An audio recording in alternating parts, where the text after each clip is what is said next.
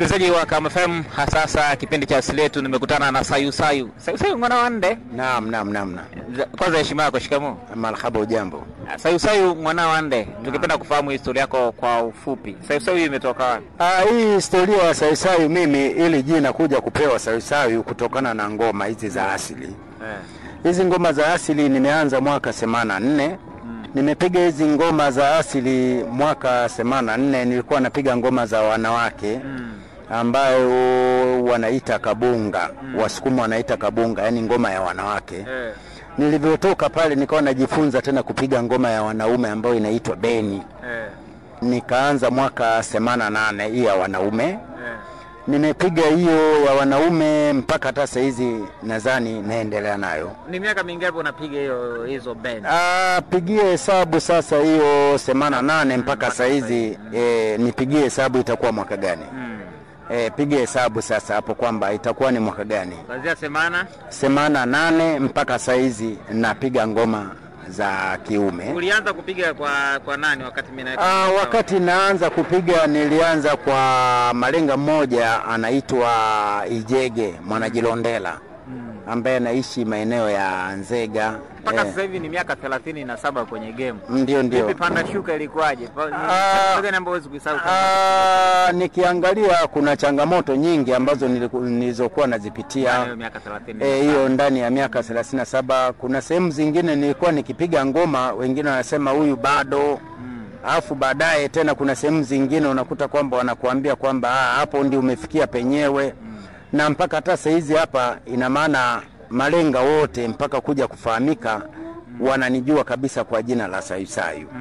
Na mpaka hata sasa hizi ninapoendelea hapa naitwa Sayusayu mwana wa Nde. Nadhani kuna ngoma moja alikujaga kupiga mwana Kamwa akaniimbaga. Kuna jamaa mmoja anaishi Nyakato hapo ya Mwime anaitwa Bundala Kishimba.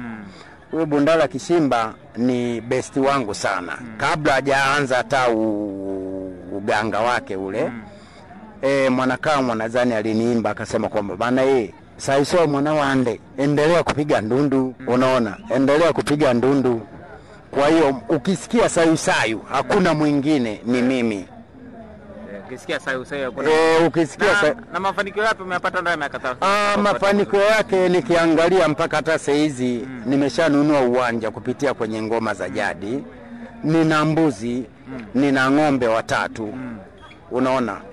Na mpaka hata sasa hizi nina wajukuu 9 kupitia kwenye ngoma. Kuna watu wanawazalau kwenye ngoma. Wanawazalau tu kulingana na kwamba tunaachana, lakini unaweza kukuta mwingine akili yake haina akili, lakini sisi tunavyojua kabisa ngoma ina faida. Na faida yake unapopata kile kitu lazima unajiwekeza.